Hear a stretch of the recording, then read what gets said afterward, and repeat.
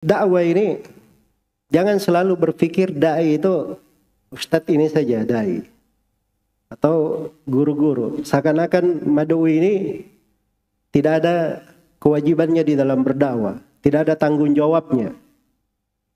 Semuanya punya. Dakwah itu kata para ulama adalah mas'uliyatun mushtarakah. Tanggung jawab yang bersyirikat di dalamnya umat Islam sesuai dengan kondisi, kemampuan, ilmu dan pengetahuan dia. Iya. Maka dari akhlak seorang dai di jalan Allah Subhanahu wa taala, yang pertama dia memiliki basirah. Dia memiliki petunjuk. Inilah yang bisa merangkai dakwah itu, merajuknya sehingga dia selalu di atas jalan yang benar. Kita tidak berselisih di dalam perkara agama sebab semuanya berdakwah di atas basirah. Berada di atas basirah, petunjuk dan ilmu. Kemudian dari ciri dai di jalan Allah Subhanahu wa taala, dia semangat manusia itu dapat hidayah. Senang orang-orang memperoleh petunjuk. Senang manusia memperoleh petunjuk. Laqad ja'akum rasulun min anfusikum harisun 'alaikum. Azizun 'alaihi ma anittum harisun 'alaikum. Telah datang kepada kalian seorang rasul dari diri kalian sendiri. Berat rasul ini kalau kalian itu menentang. Itu dari rahmat yang besar pada diri Rasulullah sallallahu alaihi wasallam. Ketika dia menolak dakwah beliau sangat sedih. Sampai Allah pernah menegurnya akan hal tersebut. Fala tadhhab nafsuka alaihim hasarat. Jangan jiwa kamu itu pergi seakan-akan penuh kesedihan terhadap mereka. Sungguhnya Allah telah memberi hidayah kepada siapa yang Allah kehendaki dan Allah menyesatkan siapa yang Allah kehendaki. Dan sifat Nabi ini harisun alaikum. Sangat senang kalian mendapat hidayah. Kata Ibnu Katsir rahimahullah, haris ala hidayatikum. Dia sangat semangat kalian itu mendapatkan hidayah. Dan itu ciri para nabi dan para rasul. Ada yang keluar dari makna ini, itu pasti dapat teguran. Ini seorang nabi dapat teguran. Iya. Nabi Isa alaihi salam ketika terlambat, Nabi Zakaria alaihi salam, Nabi Yahya bin Zakaria alaihi salam atau alaihi wassalam, ketika terlambat menyampaikan perintah Allah, maka beliau didatangi oleh Nabi Isa. Kata Nabi Isa, kalau engkau tidak sampaikan, maka saya akan sampaikan. Kata Nabi Yahya, jangan kamu dahului saya. Sebab saya khawatir akan turun siksaan Allah kalau engkau mendahului saya. Maka beliau pun segera menyampaikannya. Kemudian Nabi SAW juga bersabda, dan saya juga diperintah menyampaikan kepada kalian 5 perkara. Kemudian Nabi menyampaikannya. Iya. Maka itu kesegeraan namanya. Nabi Yunus alaihi salam, ketika beliau meninggalkan kaumnya, tidak tanggung-tanggung. Langsung dapat teguran besar. Fasahama fakana minal mudhadin. Beliau naik lari dengan meninggalkan kaumnya di atas perahu. Orang-orang di atas perahu tahu ini Nabi Yunus. Perahunya mau tenggelam, harus ada yang dilempar dari perahu, baru perahunya bisa selamat. Mereka tadinya sepakat Nabi Yunus kita tidak ikutkan dalam undian. Tapi Nabi Yunus berkata saya harus ikut, keadilan. Tiap kali diundi, Nabi Yunus terus yang naik namanya. Diundi, Nabi Yunus terus yang naik namanya. Akhirnya beliau, faltaqamahul hud. Maka beliau pun ditelan oleh ikan yang sangat besar. Falaula kana minal musabbihin, lalabitha fi batnihi ila yaumi yub'atsun. Andai kata beliau bukan orang yang banyak bertasbih, maka dia akan berada di perut ikan sampai di hari kebangkitan. Karena itu, dakwah ini harus ada haris, semangat.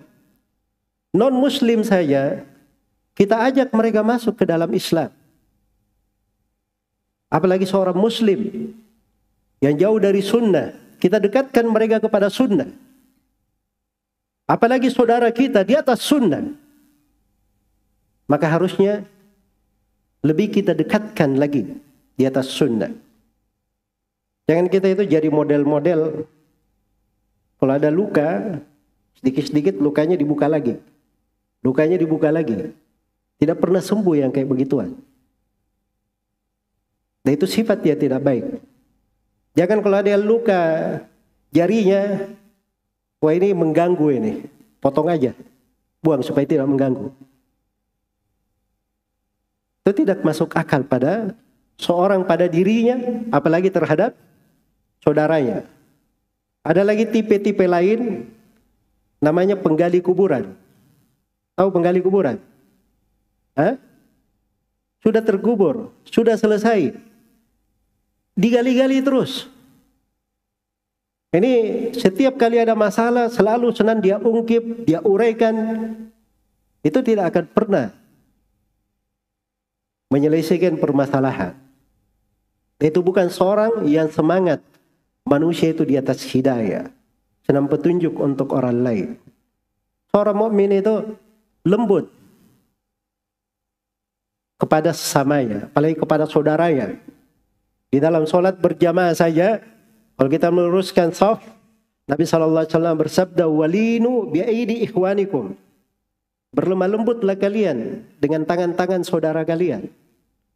Ambil dengan lemah lembut. Itu di masalah kebersamaan. Apalagi di dalam masalah-masalah besar yang terkait dengan agama Allah Subhanahu wa ta'ala. Maka itu diperlukan dari kelembutan yang lebih daripada itu. Wabima rahmatin minallahi lintalahu. Walau kunta faddan ghalidhal qalbi lam faddu min hawlik. Karena rahmat dari Allah Subhanahu wa ta'ala, engkau Nabi Muhammad berlemah lembut kepada mereka.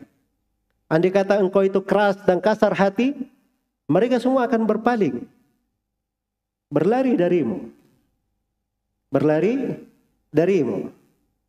Karena itulah Rasulullah SAW dari rahmatnya atau hidayahnya, semangat hidayahnya kepada manusia, kadang ada orang-orang yang sebelum masuk Islam, perbuatannya kepada Nabi tidak bisa terukur.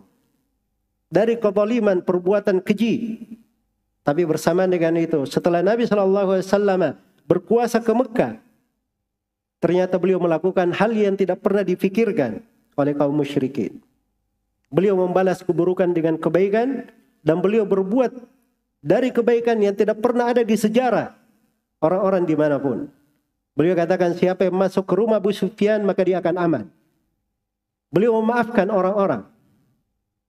Dan itulah Rasulullah Sallallahu Alaihi Wasallam.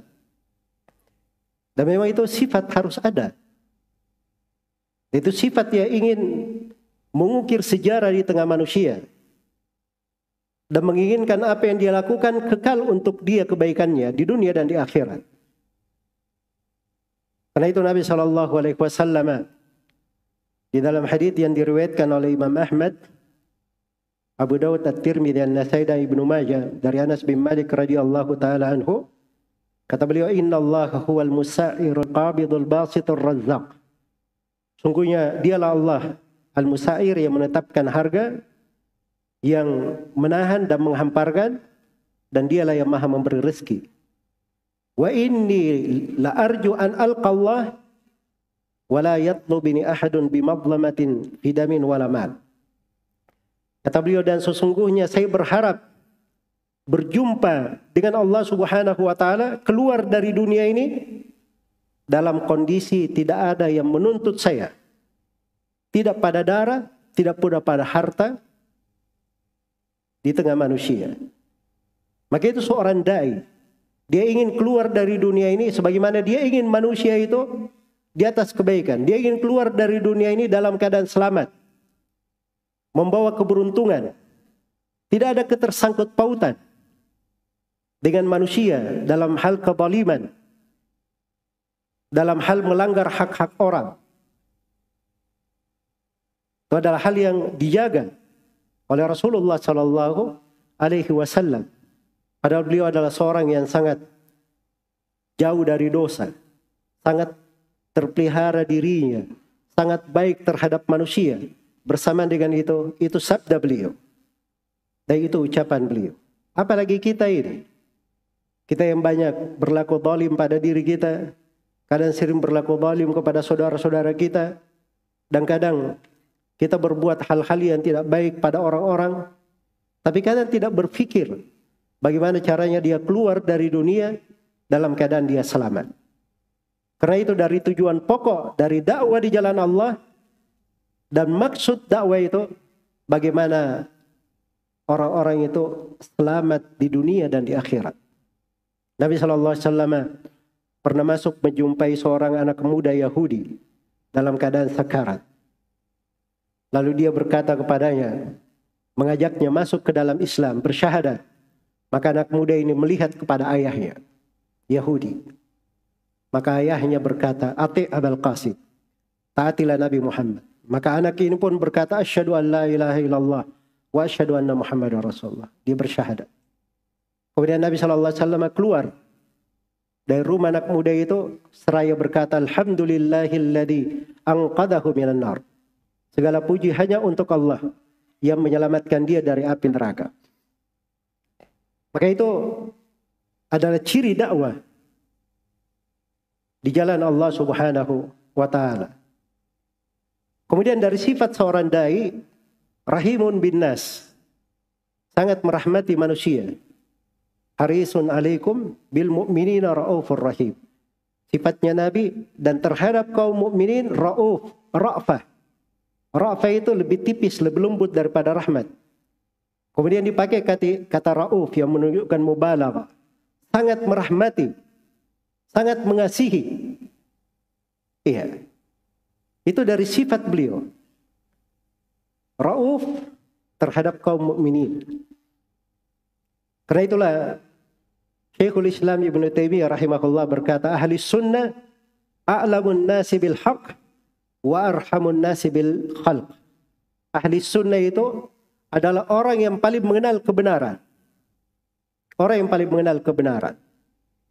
Dan ahli sunnah adalah orang yang paling merahmati makhluk. Orang yang paling merahmati makhluk. Karena itu dari sifat seorang salafi, seorang ahli sunnah, apalagi seorang dai di jalan Allah Subhanahu wa ta'ala, dia kelihatan rahmat terhadap manusia pada ucapannya, pada perbuatannya. Kemudian dari sifat seorang dai itu muhib lil khair, dia cinta kebaikan untuk manusia. Cinta kebaikan untuk manusia. Dan dari sifatnya juga sa'in bi islah, adalah orang yang bersegera di dalam mengadakan perbaikan, perdamaian, membuat ketenangan di tengah manusia. Dan itu adalah sifatnya para nabi dan para rasul, sebagaimana diterangkan di berbagai ayat. Kemudian dari sifat seorang dai itu adalah seorang yang dia bersemangat untuk meninggalkan sesuatu yang langgeng, meninggikan agamanya, membuat kebaikan yang tetap di tengah manusia. Membuat kebaikan yang tetap di tengah manusia. Dan itu dari ciri pokok seorang dai. Dari apa yang dia lakukan, itu adalah hal yang dia tidak memikirkan dirinya di situ. Tapi yang dia pikirkan adalah maslahat agama. Yang dia pikirkan adalah sesuatu yang meninggikan Islam. Dan kalau sesuatu itu menjadi kekal, sesuatu yang menjadi wakaf, maka itu akan terus mengalir kebaikan untuknya. Karena Rasulullah SAW bersabda dalam hadits Abu Hurairah di riwayat Muslim, "Idza matal insanu inqata'a min amalihi illa min thalath." Apabila manusia itu meninggal, terputus amalannya kecuali 3. Terputus amalannya kecuali 3. Shadaqatin jariyah wa ilmin yuntafa'u bih wa waladin salih yad'u lah. Yang pertama adalah sedekah jariyah yang terus mengalir pahalanya. Yang kedua, ilmu yang bermanfaat. Dan yang ketiga, anak salih yang mendoakan untuknya. Kemudian yang terakhir dari banyak dari sifat dai Hanya saja saya ingatkan di sini dari pokok perkara yang dengannya seorang itu bisa membawa kebaikan pada dirinya, pada orang lain. Dia merajuk dari kebersamaan. Dari sifat pokok seorang dai adalah ikhlas. Dia selalu menjaga keikhlasannya. Tidak ada bedanya kebenaran itu sampai kepada manusia melalui lisan dia atau melalui lisan orang lain. Karena Allah merahmati seorang hamba yang menjadi sebab tegaknya agama. Dia di barisan manapun, mau di depan, mau di belakang, mau di samping, di kanan. Dan itu ciri keikhlasan. Ciri keikhlasan. Dan dari penyakit, siapa yang selalu menghendaki bahwa dirinya harus selalu tampil, harus selalu di depan, harus kelihatan. Dan itu kadang dari liku-liku hati yang perlu diperbaiki. Karena itu diriwayatkan oleh Imam Al-Baihaqi dalam Syu'abul Iman, juga Abu Nuaim dalam kitab Al-Hilya, dikatakan kepada Hamdun Al-Qassar rahimahullah, ma balu kalamus salaf, ma balu kalamis salaf anfa'u min kalamina. Ada apa ucapan para as-salaf itu lebih bermanfaat dari ucapan kita? Kata beliau, li'annahum takallamu li'izzil Islam. Karena mereka ini berbicara untuk kejayaan Islam, walinajatin nufus, dan mereka berbicara untuk keselamatan jiwa-jiwa, waridar Rahman, dan mereka berbicara untuk meraih ridha Allah Ar-Rahman. Adapun kita, kata beliau, kita bicara li'izzin nafs, berbicara untuk kejayaan diri kita. Dan ini gejolak-gejolak hati kadang seorang sulit membedakannya. Iya. Dia tampil berbicara ini kemungkaran, ini kebatilan. Oh, kata Yahya bin Yahya Naisaburi, membela agama itu jihad fi sabilillah. Tapi kadang di lapisan niatnya ada hal yang dia ingin membela dirinya. Hanya ingin mendapat pujian manusia. Itu perkara-perkara di dalam hati kadang harus diperbaiki. Harus diperbaiki. Mereka berbicara li'izzil Islam, untuk kejayaan Islam, bukan untuk kejayaan diri. Dan mereka berbicara adalah linajatin nufus, supaya manusia itu selamat. Supaya manusia itu selamat. Karena itu saya jumpai banyak dari para masyayikh, para ulama. Mereka tahu banyak pembahasan-pembahasan. Tapi mereka tahu bahwa kalau dia berbicara di situ, ada orang yang lebih bermanfaat pembicaraannya. Dan itu dari keikhlasan. Sesuai dengan jalan as-salaf dalam ta'til al-ilmi. Dan itu juga dari keikhlasan. Dari keikhlasan. Saya ketemukan sebagian masyayikh ditanya tentang sebagian masail. Kata beliau, saya kalau berbicara di sini, saya khawatir saya hanya membawa masalah aja untuk orang-orang. Mending yang berbicara adalah beliau tunjuk ulama yang lebih besar. Itu orang yang tahu diri namanya. Dan ada sudut keikhlasan di hatinya. Dan itu jalan para as-salaf. Secara ta'sil ilmi. Kita tahu dahulu ketika terjadi bid'ah qadariyah, dilihat oleh para tabi'in, itu para a'immah. Kalau antum baca biografinya Yahya bin Ya'mar, Humaid bin Abdurrahman al-Himyari, itu dua ulama tabi'in. Bid'ah qadariyah, mereka mengatakan Allah itu tidak menakdirkan takdir. Kalau baru terjadi, Allah baru tahu. Ya, saya mau tanya, ini ucapan benar atau salah? Hah? Salah, jelas salahnya atau tidak? Kebatilan, sangat jelas kebatilannya. Saya perhatikan, karena ini ucapan baru muncul, kedua orang ini melakukan perjalanan ke Mekah untuk berjumpa dengan sahabat, menanyakan ucapan orang-orang Qadariyah ini. Dan Allah beri taufik kepada mereka berjumpa dengan Abdullah bin Umar bin Khattab radhiyallahu anhuma. Itu jalan para salaf. Ketika Abu Musa al-Asy'ari radhiyallahu taala melihat orang berzikir berhalaqah-halaqah di Kufah di dalam masjid, beliau mengingkari dalam hatinya. Tapi beliau tidak langsung berucap sesuatu. Karena ada yang lebih alim darinya. Ada yang lebih berilmu darinya. Di Kufah itu. Beliau datang ke rumah Abdullah bin Mas'ud.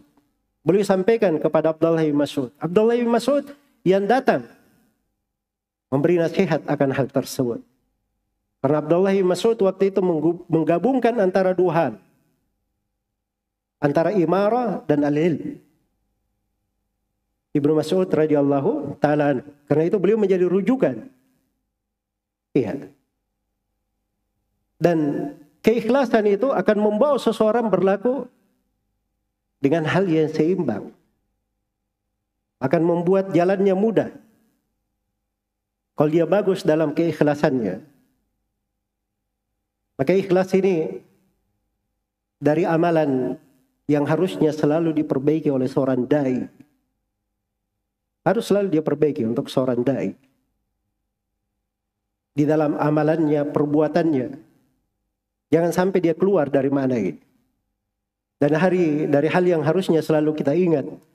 Dan ini berulang kali kita tambih. Di kitab Tauhid itu, Syekh Muhammad bin Abdul Wahab rahimahullah menyebutkan dari masail ayat Ud'u ila sabili rabbika. Beliau terangkan di situ di faedah yang kedua, kata beliau at-tanbih alal ikhlas. Terdapat tanbih untuk ikhlas. Lianna katsiran minan nas law da'a ila al-haq fa huwa yad'u ila nafsihi. Karena banyak dari manusia walaupun dia mengajak kepada kebaikan, zahirnya mengajak kebaikan, tapi hakikatnya dia mengajak kepada dirinya sendiri. Maka itu ikhlas harus selalu diperhatikan, diperbaiki. Dan tidak ada manfaatnya amalan apapun yang kita lakukan kalau tidak ada keikhlasan di dalamnya. Wa qadimna ila ma amilu min amalin faja'alnahu haba'an manthura. Kami hadapi amalan yang mereka lakukan lalu kami jadikan amalannya bagaikan debu yang berterbangan. Bagaikan debu yang berterbangan.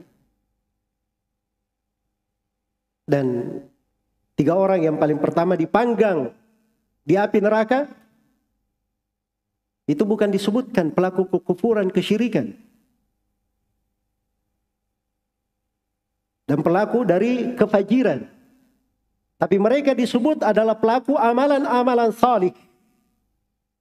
Tapi beramal amalan salih itu bukan untuk Allah. Tidak ada keikhlasan di dalamnya. Sehingga mereka menjadi orang yang paling pertama dipanggang di dalam api neraka. Iya. Dan dari sini juga di antara kaidah seorang itu meluruskan jalannya di dalam berdakwah, merajuk dakwah di atas kebaikan, dia harus pandai membedakan antara 2 hal. Dia berkhidmat untuk Islam, dia di dalam khidmatul Islam, atau dia di dalam istikhdamul Islam. Dia berkhidmat untuk Islam, atau dia hanya menggunakan Islam sebagai sarana dia untuk mencapai kepentingannya. Itu bedanya tipis-tipis. Sebab kadang orang bicara nggak kelihatan. Tidak nampak. Zahirnya membela agama. Berbicara yang lurus. Tapi apakah dia sedang berkhidmat untuk Islam, sedang melayani Islam, sedang berkorban untuk Islam, atau dia sedang mempergunakan Islam sebagai tangganya untuk mencapai dari kemaslahatannya? Ini harus selalu dibedakan. Karena itu orang yang dia berkhidmat untuk Islam, dia berkorban untuk jiwanya, dengan dunia dan segala isinya, itu ringan baginya. Karena dia berkhidmat untuk Islam. Berkhidmat untuk Islam. Beda dengan orang yang menjadikan Islam sebagai jalannya. Sebagai jalannya. Saya beri contoh sederhana. Iya. Nah, ini permisalan, apa namanya, ada hal yang jelas di situ khidmatul Islam. Seorang membuat kegiatan sekolah, pondok pesantren, namanya adalah wakaf karena Allah Subhanahu wa ta'ala. Tidak ada milik dia. Yayasan-yayasan wakaf itu adalah khidmat untuk Islam. Jelas, membantu dia untuk ikhlas. Siapapun menjadi kepala pondoknya, kepala yayasannya, tidak ada bagian kepala yayasan di situ. Bukan milik dia. Itu milik Allah. Dia berbuat untuk hal tersebut, itu namanya berkhidmat untuk Islam. Berkhidmat untuk Islam. Dan itu alhamdulillah, untuk kegiatan-kegiatan yang kita lakukan, saya sendiri secara pribadi, saya sangat menjaga. Segala hal yang terkait dengan aset-aset umat semuanya wakaf. Itu bukan milik saya. Itu dipelihara, dijaga. Kenapa? Sebab itu sarana membantu jiwa. Jiwa ini banyak kezalimannya, banyak kesewenang-wenangannya. Kalau tidak dibantu dengan hal tersebut, maka tidak bisa dia bedakan dirinya. Dia sedang di posisi apa? Dia berkhidmat untuk Islam atau menggunakan Islam sebagai jalannya. Karena itu di hukum ilmu qadha, di sebagian madhab itu disarankan seorang yang menjadi hakim, menjadi qadhi, itu jangan dia pergi membeli sendiri. Pergi ke pasar belanja sendiri. Ya orang kasih, beli ayam berapa harganya? 20.000. Wah ini Pak Hakim ini, kasih 10.000 saja. Supaya dia ingat-ingat kita kalau ada kasus, ya ini pernah dia jual ayamnya 10.000. Ya. Itu dilarang. Di sebagian madhab ya. Walaupun sebagian banyak dari ulama membolehkan kalau dia bisa mengukur dirinya. Dan itu tidak mengganggu dari keadilan dan hukum yang dia tetapkan. Jadi maksudnya itu ada sudut hal yang seperti itu. Beda kalau dia buat kegiatan-kegiatan atas namanya sendiri, atas yayasannya sendiri, pribadi. Kita selalu berbaik sangka kepada orang-orang yang berdakwah di jalan Allah dan selalu kita doakan semoga Allah memberikan kebaikan, kejayaan dan seterusnya. Tapi beda antara dua hal. Jelas ya? Karena itu harus selalu kita posisikan diri kita di posisi yang mana. Apakah berkhidmat untuk Islam? Kalau dia berkhidmat untuk Islam, begitu dia bertahdir dari bid'ah, dari kesesatan, maka itu memberi pengaruh kepada manusia. Adalah hal yang baik, membuat orang semakin semangat belajar, semakin datang kepada kebaikan. Tapi kalau dia memperingatkan dari sesuatu, membuat manusia terpecah belah, membuat orang sibuk, tidak suka belajar ilmu, itu dari syaitan. Itu namanya dia menggunakan Islam untuk kepentingan dirinya. Sebab dari dahulu para ulama memperingatkan dari bidah, memperingatkan dari kesesatan. Tapi ilmu itu selalu terhormat. Orang-orang selalu giat belajar ilmu. Selalu giat belajar ilmu. Baik. Kemudian yang keempat di sini, ada sebuah kalimat saya dengarkan dari banyak masyayikh, dan ini kalimat diucapkan oleh Syekh Shalih Al-Fauzan kepada saya. Saya masih ingat saya datang ke rumah beliau pada Isya di dalam sebuah kunjungan, dan beliau berkata kepada saya, "Ar-rajulu yuzakkihi amaluh." Kata beliau, seorang itu kamu tidak perlu khawatir. Seorang itu direkomendasi oleh amalannya. Mau manusia berucap apa saja, biarkan mereka berucap apa saja. Tapi yang dilihat oleh Allah, oleh kaum mukminin adalah amalan engkau. Amalan engkau itu sendiri yang akan merekomendasimu. Itu yang akan memperbaikimu. Akan memperbaikimu. Karena itu seorang itu belajar, dia menuntut ilmu. Dan dia beramal dengan ilmunya. Dia mencari ridha Allah Subhanahu wa ta'ala. Dia tidak perlu takut kepada ucapan manusia. Ucapan siapapun yang berucap. Karena seorang apabila dia lurus di atas manhaj, benar akidahnya, dan dia nasihun li ummatihi, penasehat untuk umatnya, ingin kebaikan untuk umatnya, Allah pasti akan berkahi dia di dalam dakwahnya. Allah akan berkahi dia di dalam dakwahnya. Dan itu telah dicatat untuk para nabi dan para rasul, dan dicatat untuk siapa yang mengikuti jalan mereka. Karena pertolongan Allah terhadap para rasul dan orang yang beriman itu selalu menyertai mereka di dunia dan di akhirat. Inna lanansuru rusulana walladzina amanu fil hayatid dunya wa yawma taqumul ashhad. Sungguhnya kami akan menolong para rasul kami dan orang-orang yang beriman di kehidupan dan dunia dan di kehidupan ketika saksi-saksi berdiri memberikan persaksian.